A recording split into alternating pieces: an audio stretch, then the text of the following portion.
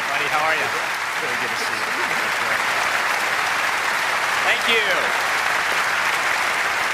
Wonderful to have all of you here. I'm excited about the next 20 minutes, and it's my hope and prayer that the remarks that I have will cause great change in the way you think about business and the way you think about influence. Several years ago, I had the opportunity to begin to assemble a leadership team running the 3 companies that we are running today. And we were together at a meeting in San Diego, and we were talking about maybe going out and doing something to kind of bring us together as leaders. And I remember after several minutes, I brought up the idea of why don't we just go golf? And they kind of responded in a lukewarm way, and I looked at them kind of confused, and I said, well, you know, what do you want to do, jump out of an airplane? And one of them said, yeah, that would be a great idea. And I was struck with the enormity of what are we about to do? And I remember deciding which place we were going to go to. I remember getting there with the executives that were on our team. I remember going through the ground school and learning how the parachute operated and all the things that might go wrong. I remember getting in that airplane. I remember with my 3 executive leaders. Here we are. We're all in one plane, and we're taking off. And I remember the altimeter going up, and I remember getting to 5,000 feet and 7,000 feet and 11,000 feet and then 12,000 feet. And we were told that we were going to jump at 12,500 feet, which is exactly 2.5 miles above the earth. It takes exactly 2 minutes to hit the ground if you don't open the parachute.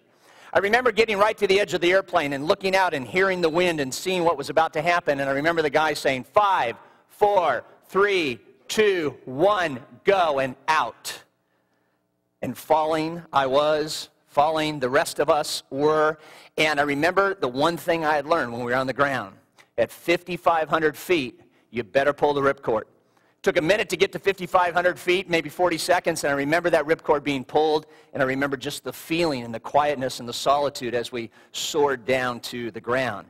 And the lesson that I learned immediately was that time really mattered. Time really, really mattered when you're falling 120 miles per hour. I also remember a couple years later, my wife and I, who are avid scuba divers, decided to go to Fiji and do a scuba diving trip. And I remember that one particular morning we were going on a shark dive. And we were going to be at the bottom of a canyon that was about at the legal limit you could go to if you were a diver, which was about 130 feet. And I remember being on the ground, and I remember looking at my dive computer, and I remember seeing 130 feet. That's 13 stories below the surface of the ocean.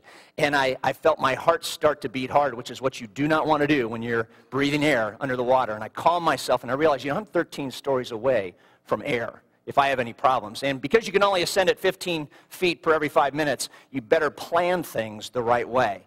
I learned at that moment in time that time really matters. How many of you have ever gone on vacation and have just kind of looked at the awesomeness of your performance and your productivity as you get nearer and nearer to the time you depart? The weeks leading up to vacation, you become a little bit more productive. You start saying no to some things that you used to say yes to. The days leading up to vacation, you become even more focused on what you should say yes and what you should say no to. And then the day before vacation, I mean, you're so ready to go, you basically shut down everything. Because vacation is what? Very, very important. That time is very, very interesting. Well, if that is true, it seems to me that time matters in one of 2 occasions. 1, when life or death is beckoning. Or 2, when pleasure is right around the corner, something that we're looking forward to.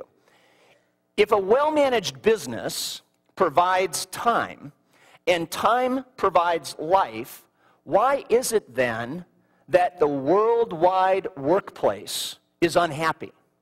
Why is it, according to the researchers at the University of Tel Aviv in Israel, that after studying people that go on vacation, they discovered that the relaxation and the happiness and the joy that is received by being gone begins to diminish 3 days after returning to the workplace? And why is it then that these very same people within 3 weeks are right back to the pre-vacation levels of stress and the pre-vacation levels of burnout that they had?